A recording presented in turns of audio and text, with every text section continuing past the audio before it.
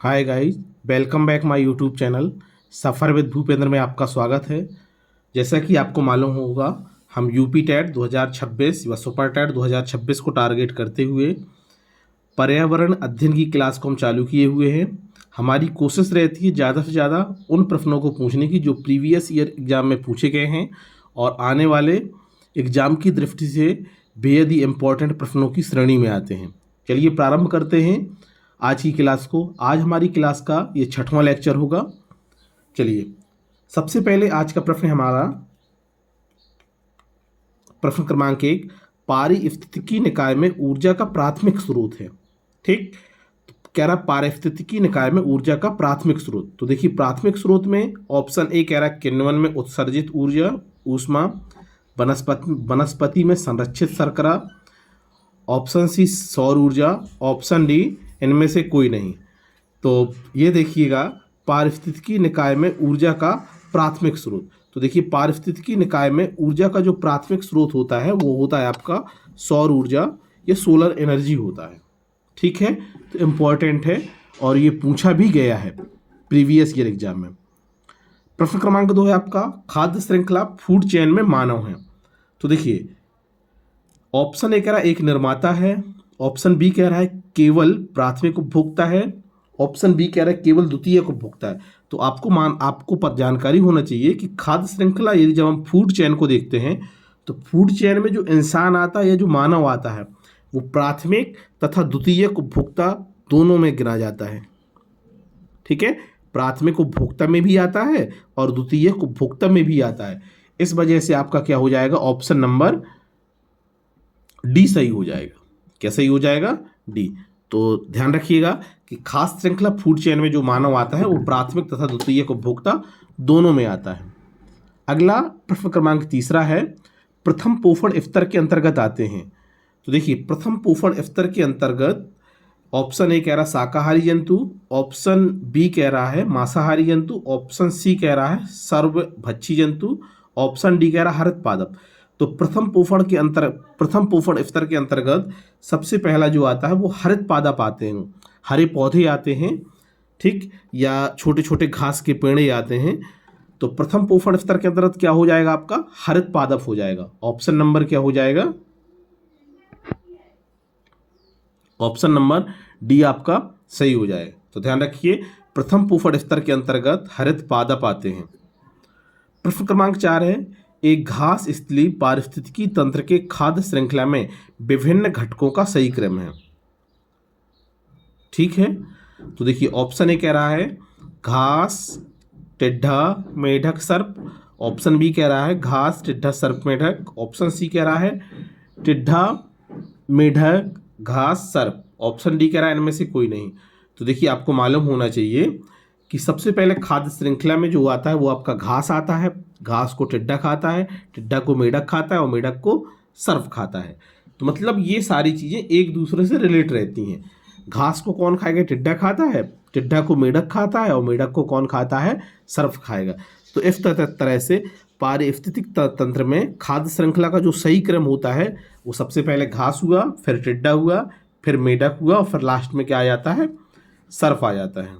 अगला कह रहा प्रश्न क्रमांक 5 है, कह रहा निम्न में से कौन सा एक कृत्रिम पारितंत्र है। ठीक, तो कृत्रिम पारितंत्र का मतलब ऐसा पारितंत्र जो इंसान के द्वारा बनाया हुआ है, इंसान के द्वारा जो निर्मित किया हुआ है। ऑप्शन ए कह रहा तालाब, ऑप्शन बी कह रहा है खेत, ऑप्शन सी कह रहा है वन, ऑप्शन डी कह रहा है इनमें से कोई नहीं। तो देखिए कृत्रिम पारितंत्र में जो आता है वो क्या आता है, आपका खेत आता है। ठीक, इंपॉर्टेंट है, पूछा भी गया है। ठीक है, ये प्रीवियस ईयर एग्जाम में पूछा भी गया है, इस वजह से इंपॉर्टेंट भी है। अगला प्रश्न है पारिस्थितिकी तंत्र की संकल्पना को प्रस्तावित किया था, किसने दिया था पारिस्थितिकी तंत्र की संकल्पना को। तो देखिए ऑप्शन ए कह रहा है जी टेलन ने, ऑप्शन बी कह रहा है हंटिंगटन ने, ऑप्शन डी कह रहा है डियार्ड स्टोडर्ट ने, ऑप्शन डी कह रहा है एजी टॉन्सले ने। आपको पता होना चाहिए कि पारिस्थितिकी तंत्र की संकल्पना का प्रस्ताव किसने दिया था, एजी टॉन्सले ने दिया था। ये पारिस्थितिक तंत्र के जनक भी माने जाते हैं एजी टॉन्सले। तो ये इंपॉर्टेंट भी है और पूछा भी गया है प्रीवियस ईयर में। ठीक है, तो ध्यान देना। प्रश्न क्रमांक 7 है आपका विश्व पर्यावरण दिवस मनाया जाता है? तो इम्पोर्टेंट है, कई बार पूछा गया है। तो ऑप्शन ए कह रहा है 1 दिसंबर, ऑप्शन बी कह रहा है 5 जून, ऑप्शन सी कह रहा है 14 नवंबर, ऑप्शन डी कह रहा है 15 अगस्त। तो आपको पता होना चाहिए विश्व पर्यावरण दिवस या वर्ल्ड एनवायरनमेंट डे ये आपका 5 जून को मनाया जाता है। ठीक, इंपॉर्टेंट है, कई बार पूछा गया है।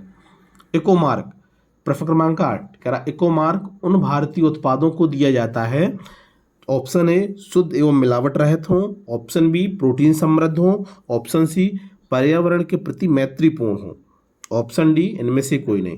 तो देखिए इको मार्क जो दिया जाता है ये भारतीय उत्पादों को दिया जाने वाला एक मार्क होता है। ये उन उत्पादों को दिया जाता है जो पर्यावरण के प्रति क्या होते हैं, मैत्रीपूर्ण होते हैं। क्या होते हैं, पर्यावरण के प्रति मैत्रीपूर्ण होते हैं। इंपॉर्टेंट है, ये पूछा भी गया है, तो ध्यान देना। इको मार्क उन भारतीय उत्पादों को दिया जाता है जो पर्यावरण के प्रति क्या हो, मैत्रीपूर्ण। अगला प्रश्न है ग्रीन पीस इंटरनेशनल का मुख्यालय है। तो देखिए ग्रीन पीस इंटरनेशनल का मुख्यालय कहाँ पे है? ऑप्शन ए कह रहा है एम्स्टर्डम नीदरलैंड में, ऑप्शन बी कैनबरा में, ऑप्शन सी ओटावा में, ऑप्शन डी नागासाकी में। तो देखिए ग्रीन पीस इंटरनेशनल का मुख्यालय कहाँ पे है? एम्स्टर्डम नीदरलैंड में। इंपॉर्टेंट है। अगला प्रश्न है राष्ट्र की पर्यावरण अभियांत्रिकी शोध संस्थान नीरी कहाँ स्थित है? तो देखिए नीरी का फुल फॉर्म होता है national environment engineering research institute. कई बार नीरी का फुल फॉर्म भी पूछ लेता है, तो बहुत ही इंपॉर्टेंट का प्रश्न है ये। ठीक है, प्रीवियस ईयर में पूछा भी गया है कई बार। तो राष्ट्रीय पर्यावरण अभियांत्रिकी शोध संस्थान, शॉर्ट में से नीरी कहते हैं। नीरी का फुल फॉर्म होता है national environment engineering research institute. ये अवस्थित है, ऑप्शन ए कह रहा है बेंगलोर में, ऑप्शन बी कह रहा है हैदराबाद में, ऑप्शन सी कह रहा है नागपुर महाराष्ट्र में, ऑप्शन डी कह रहा है नई दिल्ली में।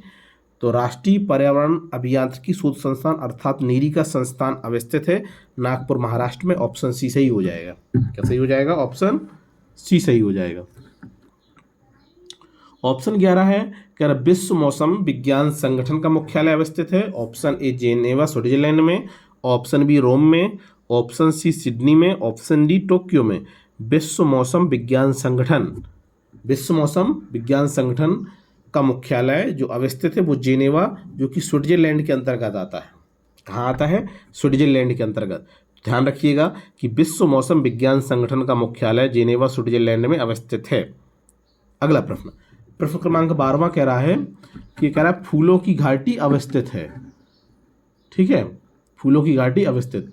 तो देखिए ऑप्शन ए कह रहा है केरल में, ऑप्शन बी कह रहा है जम्मू कश्मीर, ऑप्शन सी कह रहा है उत्तराखंड में, ऑप्शन डी कह रहा है हिमाचल में। तो देखिए फूलों की घाटी या वैली ऑफ फ्लावर्स जो अवस्थित है वो उत्तराखंड के चमोली जिले में स्थित है।